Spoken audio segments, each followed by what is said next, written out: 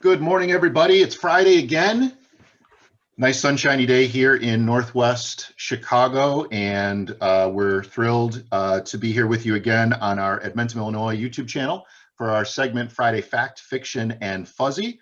Got Kevin Gallman, my colleague here in Illinois, with me as always, and we are just really proud to have Dr. Monica Schroeder with us. She is the Deputy Superintendent of Schools in North Shore District 112 in Highland Park, which is north of Chicago. And we just want to welcome her and say good morning. Monica, how are you? Good morning. Thank you, Jason and Kevin, for having me here. I'm so excited. I know you previously interviewed our superintendent, Dr. Mike Lubefeld, and he raved about your show. So thank you so much for having me here today. Kind words, Monica. We really appreciate that.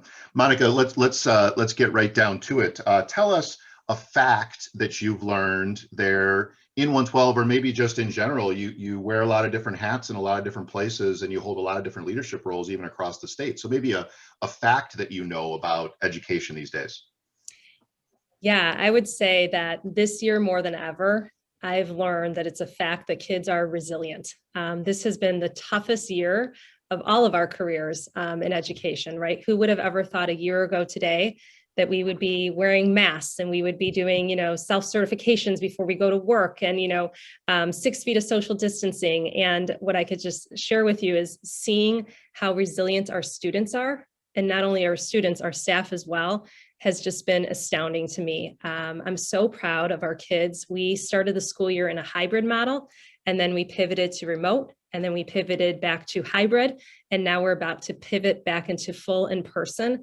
And it really hit me this week when I started seeing some of our kindergarten teachers were posting on Twitter some work from our kindergartners, and they were writing about how excited they were to come back in full day and to see their friends at lunch and to play on the playgrounds and experience school like their peers had previous to them and their siblings. It really was that moment of like, wow, these kids are way more resilient than we ever thought. And it's my why. It's the reason why I come to work every day, to make sure that we have the very best staff in front of them. And really this year, it's been a lot about learning how resilient people are. And I'm really excited to work in education during this difficult time. So interesting. The common words that come up: persistence and resilience, and those two things as being themes throughout this year. And you think about how much we try to do to build those skills up, but then this natural event, we may see really unintended cool consequences later on for our students and having this experience. So thanks for sharing that. What's a fiction? What's something that hasn't been true? I think the fiction has been, you hear a lot of things like we can't, or we won't, or we don't want to. And, you could fill in the blank with a lot, like we can't go back in full person, or we can't pivot to hybrid, or the kids won't wear masks. You could kind of fill in the blank with a lot of things. And I think what we've seen is that we actually can. And we can do more than what we ever thought. I remember when we first got that ISB guidance to return back to school in August, and our plans were well underway of returning to hybrid. It was like that moment of, oh my gosh, can we do this? Can we do this? Can we implement some of what they're putting in place? And yeah, we can. And I think that's one of those, again, it goes back to that mindset. I think having that positive mindset as we work here in District 112, much following, the lead of Schaumburg School District of implementing the happiness advantage principles, that really helps with that mindset and that resilience and that grit of we can do things. And we can do hard things. And sometimes when we say we can't do something now, it's more of a, we can't do it yet, right? And when we all pull together and we collaborate and we think outside the box, it's amazing what we could do. And we talk a lot about that, about being better together, about how can we do this for the sake of the kids? Let's think a little bit more outside of the box to make things happen.